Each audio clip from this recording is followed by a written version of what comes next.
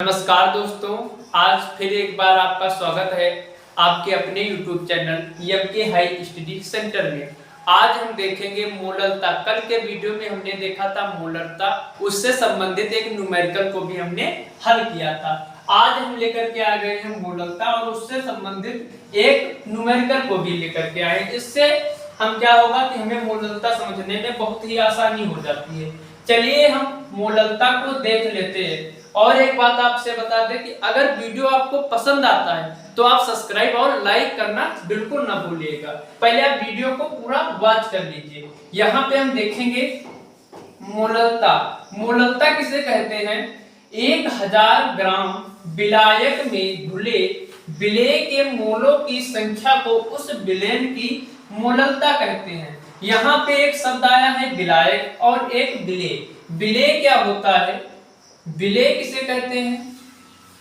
विलेय जिसे घोला जाता है, जिसे घोला जाता है, घोला जाता है। और विलायक किसे कहते हैं? विलायक किसे कहते हैं? जिसमें घोला जाता है, जिसमें घोला जाता है। अर्थात अगर आपको शरबत बनाना है तो आपको जल लेना होगा और चीनी लेना होगा। जल में क्या करना होगा? चीनी को घोलना होगा। तो चीनी वहां पे क्या हो जाएगा? विलेय हो जाएगा और विलायक क्या हो जाएगा? जल। यहां से अब हम फार्मूला को इसको देखेंगे। यही 1000 विलायक में हमें घुले हुए विलेय के मोलों की संख्या को उस विलेय का हम क्या कहेंगे? मोलरता कहेंगे। अब देखिए इसका फार्मूला कैसे बनाएंगे। तो मोलरता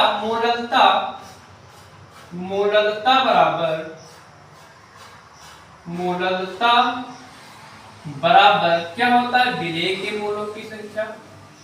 विलेय के मोलों की संख्या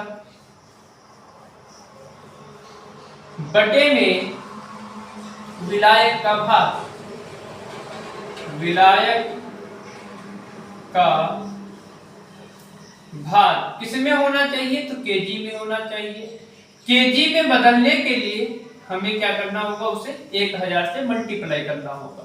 यहां पे अगर हम इसको डिनोट करें, यहां से देखो मोलरता को हम स्मॉल m से दर्शाते हैं और विलेय के मोलों की संख्या को हम n से दर्शाते हैं। बटे में विलायक का भार हम कैपिटल W से दर्शाते हैं और यहाँ पे इंटू में 1000। ये हमारा इसका फार्मूला निकल के आ जाएगा। जहां पे n क्या है? विलेय के मोलों की संख्या, W विलायक का भार है और m हमारा क्या है? मोलरता।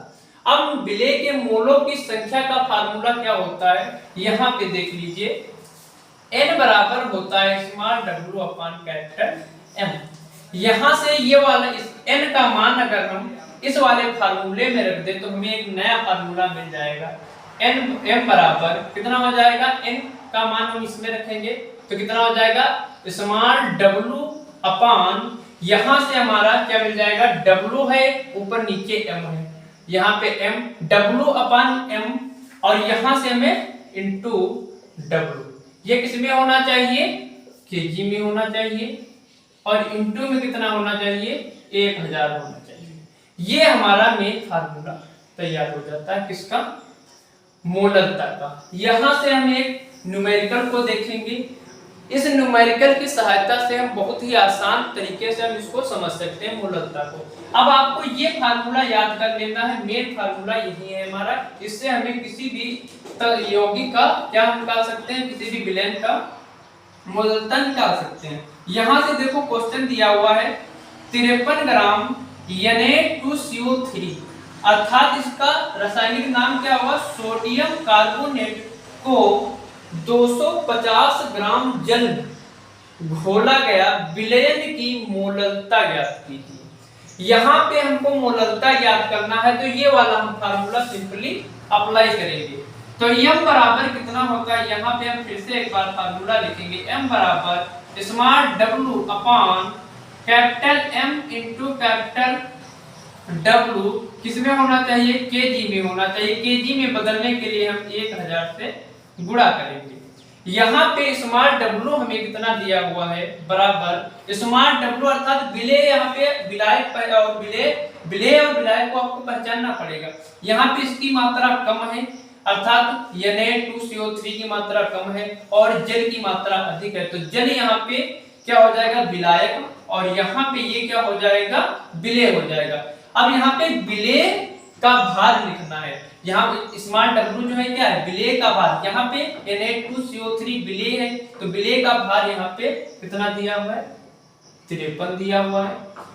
बटे में हमें लिखना है m यहाँ पे क्या है, यहाँ पे m जो था वो क्या था, अणुभार,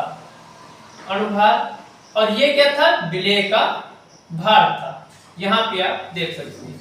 तो अणुभार निकालने के लिए विलेय का अणुभार कैसे निकालते हैं, यहाँ पे हम देख सकते हैं इसका अणुभार कैसे निकालते हैं। Na2CO3 इसका अणुभार निकालने के लिए Na का परमाणु भार कितना होता है, तो 23 होता है। इसमें प्लस नहीं करेंगे, यहाँ पे 2 लिखा हुआ है तो यहाँ पे 2 से मल्टीप्लाई करेंगे। प्लस कार्बन का परमाणु भार 12 होता है, प्लस ऑक्सीजन का परमाणु भार 16, आगे 3 लिखा है तो 3 लिख लेंगे। यहाँ से हम 23 दूना 46 हो जाएगा, प्लस 12 16 48 हो जाएगा। अब इस प्रकार से इसका जो परमाणु जो यहाँ पे अणुभार निकल के आ जाएगा 106 आ जाएगा। अब यहाँ पे हमको पता चल गया कि m बराबर कितना आ जाएगा, यहाँ पे m बराबर कितना हो गया 106, तो यहाँ पे हम लिखेंगे 106 इनटू में विलायक का भार कितना दिया हुआ है 250, तो यहाँ पे हम 250 लिखेंगे इनटू इसको हमें ग्राम में केजी में बदलना है, तो यहाँ पे हम करेंगे 1000 से मल्टीप्लाई। अब यहाँ पे हम इससे इसको काट लेंगे, यहाँ पे 53 कम 53 हो जाएगा, 53 दूना 106 हो जाएगा। अब 100 की गुणा 1 में करेंगे तो कितना बचेगा, हो जाएगा 100 हो जाएगा। बटे में यहाँ पे देखिए 25 बचा हुआ, यहाँ पे तो 25 दूना कितना होता है 50 होता है, तो ये किसकी वैल्यू निकल रही है, स्मॉल m अर्थात मोलकता। यहाँ पे इसको काटेंगे 50 कम 50, 50 दूना कितना हो जाएगा 2, इसका आंसर क्या हो जाएगा 2 मोल प्रति